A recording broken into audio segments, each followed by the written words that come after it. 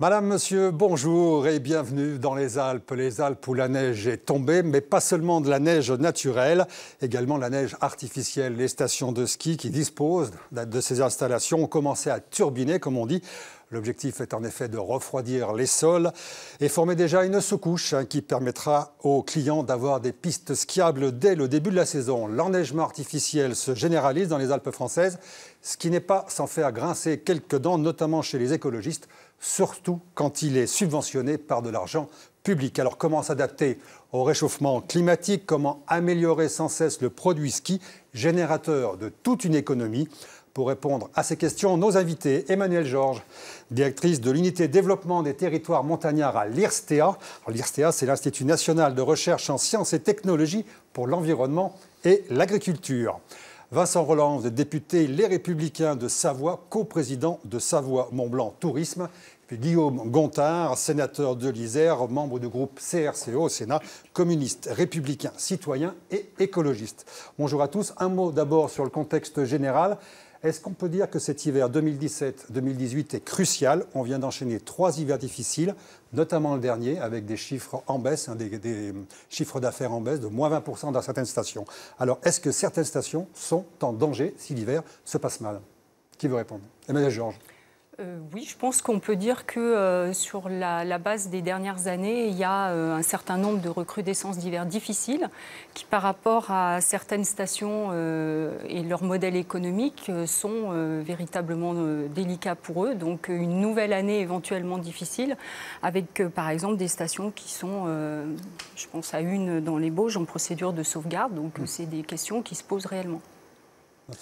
Oui, évidemment, comme tout secteur d'activité économique qui est fragilisé par des éléments extérieurs. Il y a déjà des cas extrêmes de stations qui sont... il faut que l'hiver se passe bien, sinon on ferme. De toute façon, tout le monde souhaite que l'hiver se passe bien, mais comme le disait Emmanuelle, il y a certains secteurs fragilisés, comme effectivement dans les Bauges, où un hiver doux serait fort préjudiciable. Je rappelle quand même que c'est une station sur 112 que compte Savoie-Mont-Blanc.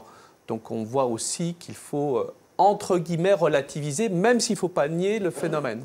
Il y a encore un peu de mou. On pourrait supporter un nouvel hiver un peu difficile. Non, moi je préfère un bon hiver qu'un mauvais hiver. Il faudra s'adapter comme toujours, et comme les montagnards l'ont toujours fait. Guillaume Gontard, moi, je pense que c'est pas la... Bien sûr qu'on souhaite tous qu'il y ait un hiver plein de neige et puis les hivers qui suivent. Je pense que la question n'est pas sur cet hiver-là, c'est qu'on connaît la tendance. Alors, soit on peut ne pas croire aux scientifiques, mais Jérôme Chaplat, qui est glaciologue, qui l'annonce et qui dit que toutes les stations de moins de 1800 mètres d'altitude risquent de souffrir fortement, c'est-à-dire de ne plus avoir d'enneigement dans les 10 à 20 ans à venir. Donc je pense que ça, c'est une tendance quand même sur laquelle on peut faire confiance aux scientifiques et qui pose question. On est justement dans les Alpes du Nord cet hiver. Eh bien, on va parler d'installation de neige artificielle. La plus importante installation se situe à l'Alpe d'Huez. Mardi dernier, Nicolas Danco et Cédric Picot ont assisté à sa mise en route.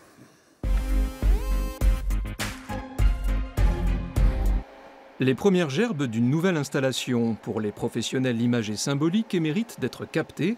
70 nouveaux enneigeurs vont remplacer les traditionnelles perches pour enneiger plus rapidement les pistes de retour à la station.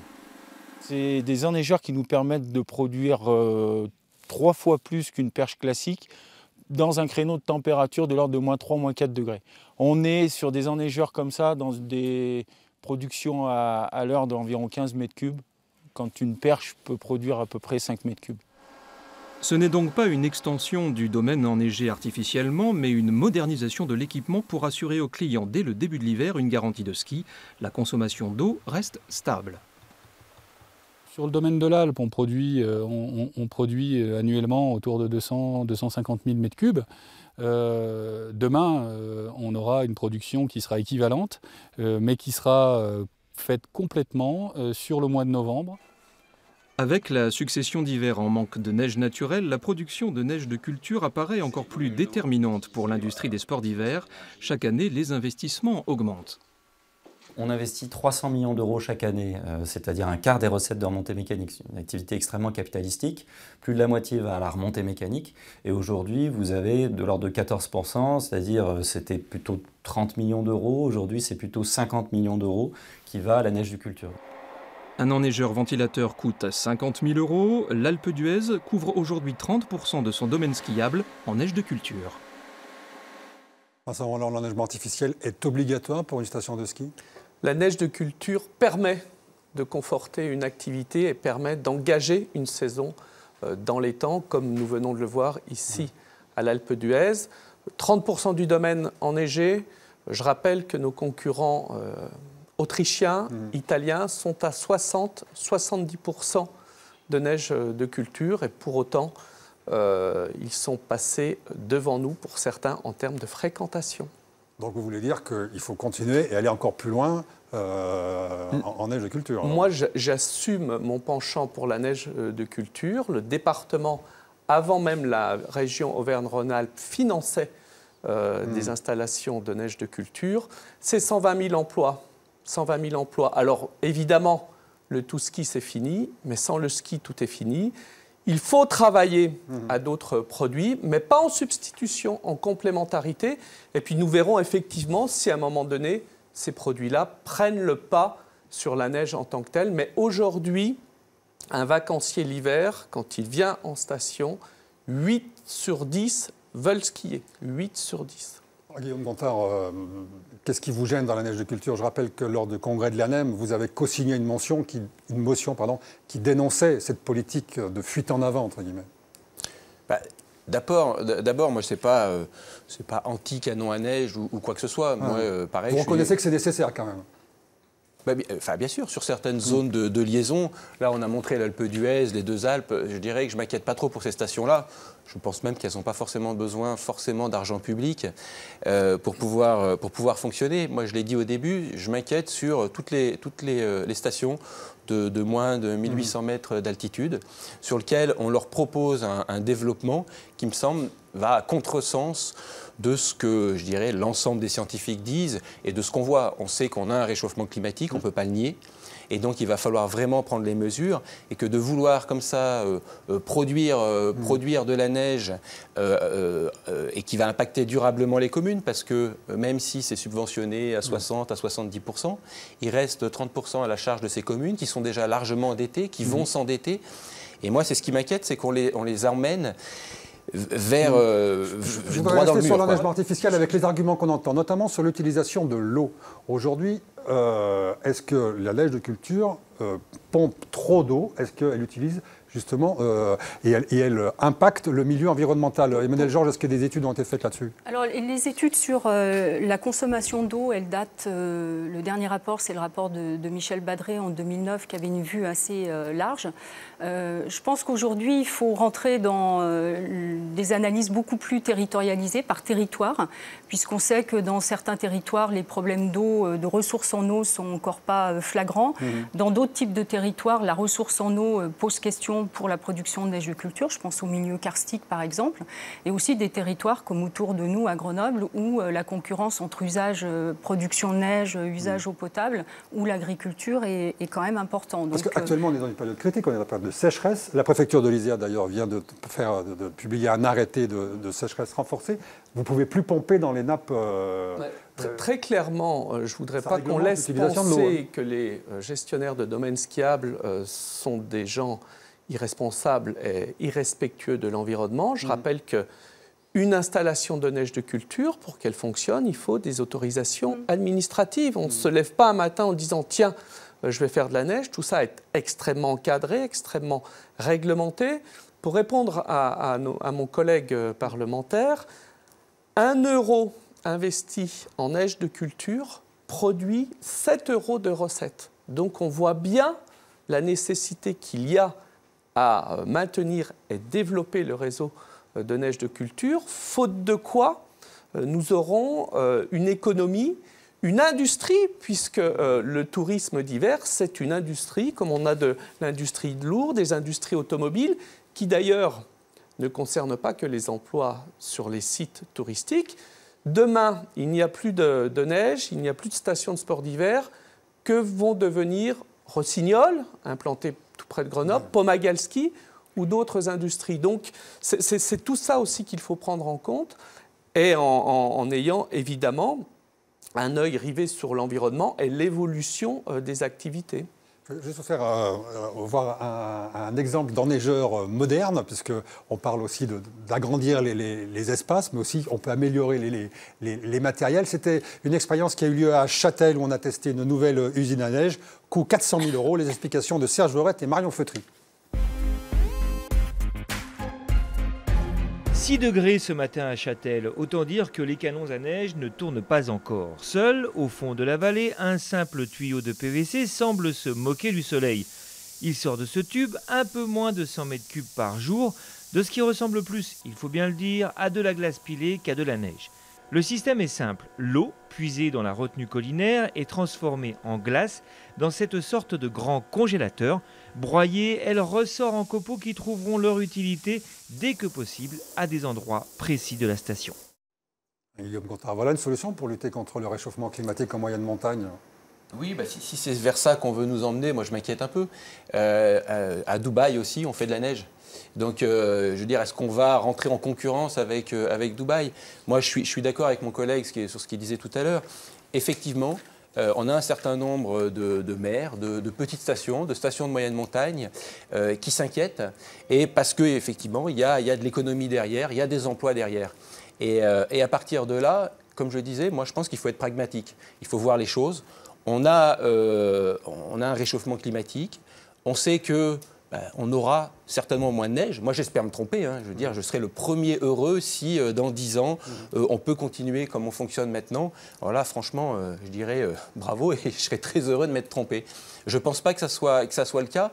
Et donc, je me dis qu'on va vers une direction, là, ce que vous avez montré, moi, ça m'affole. Est-ce que la solution sur des stations de moyenne montagne, ça va être d'investir des sommes colossales pour faire de la neige à 20 degrés ? Je ne pense pas que ça soit la solution. Par contre, il y a un vrai développement à faire, et on a besoin d'argent pour faire ce développement, pour s'ouvrir. On sait que aussi l'économie montagnarde, ce n'est pas que les stations de ski.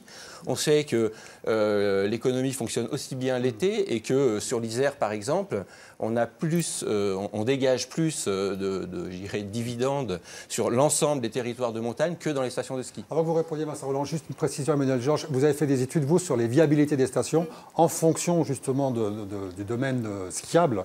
Là, il y a un ratio à respecter.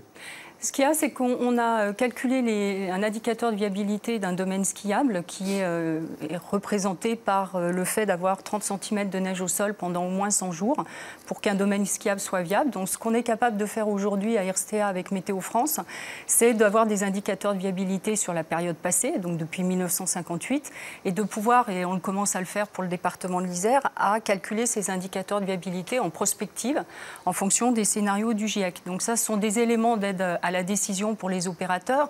Moi, je voudrais réagir par rapport à l'aspect technologique. C'est clair que pour la production de neige de culture, il y a des améliorations technologiques des enneigeurs, donc qui sont à prendre en compte. On pourra faire de la neige dans des conditions moins favorable en termes de température humide, par exemple. Donc ça se poursuit.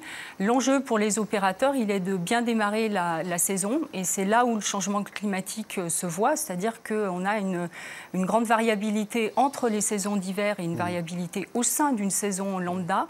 Donc c'est très difficile pour les opérateurs de bien démarrer la saison et de faire cette fameuse sous-couche. Ça, c'est un élément important. Et juste pour finir, le fait aussi que la neige de culture améliore la viabilité des domaines skiables en termes de conditions d'enneigement, ça c'est indéniable. Après, il faut la corréler à la fréquentation de la station. Et là, on se rend compte que c'est plus compliqué. Il y a aussi le type de clientèle. Est-ce qu'on a du tourisme de séjour ou une clientèle de proximité qui est plus sensible aux conditions d'enneigement naturel, par exemple? Je reste sur la neige de culture et son coût. On voit que c'est quand même des sommes très très élevées. Et aussi donc sur le fait que ça soit subventionné par de l'argent public. C'est pourquoi vous avez fait la motion au Congrès de l'ANEM, puisque la région Auvergne-Rhône-Alpes a un plan neige là, de 25 millions d'euros pour financer effectivement des enneigeurs. Vous dites que ce n'est pas à l'argent public de financer ce type d'installation. Je ne dis pas que ce n'est pas à l'argent public. Ce que je disais, c'est que cette solution peut être adaptée à certains points. Là, c'est qu'on a un plan neige qui est, je dirais, le plan tout neige, quoi. au niveau de la région. Et que notamment sur les stations de moyenne montagne, on voit que c'est pas du tout adapté. Moi, ce qui m'inquiète, on a sur, je crois, les 10 communes les plus endettées, on doit en avoir 6 qui sont des stations de ski, et que je pense qu'on ne rend pas service à ces communes-là, parce qu'on les emmène droit dans le mur. Après, je reviendrai sur les problèmes écologiques et les problèmes environnementaux. Vous avez parlé, on a vu le reportage sur l'eau. Je crois que sur une année, et encore, ce n'est pas les derniers chiffres, mais ça représente la consommation d'eau d'une ville comme Grenoble. Alors moi, je veux bien que rien ne se perd, tout se transforme. N'empêche que cette eau, on la détourne, qu'il y a de l'évaporation, que ça pose des problèmes écologiques, qu'on a des communes actuellement sur l'Isère qui ont été ravitaillées parce qu'elles n'avaient plus d'eau, qu'on pompe de l'eau en période d'étiage. Et donc, c'est quand même un problème global et une réflexion globale à avoir. Et c'est ce qui me gêne dans ce plan neige de la région, c'est que je dirais, c'est une seule solution. Et il me semble qu'on ne peut pas avoir qu'une seule solution, surtout qu'il n'en est pas une, et qu'il n'en est certainement pas une pour une grande partie des communes de montagne. Alors, moi, je ne suis pas là pour être l'avocat de la politique de la région, même si je la soutiens très clairement. Non, mais le département de la Savoie aussi. Le département de la Savoie l'a fait avant, et ce qu'ont proposé Laurent Wauquiez, Gilles Chabert et Fabrice Pankouk vont, me semble-t-il, dans le bon sens. Tout à l'heure, je disais que en termes de couverture de domaines skiables en neige de culture, nous sommes en retard par rapport à nos concurrents.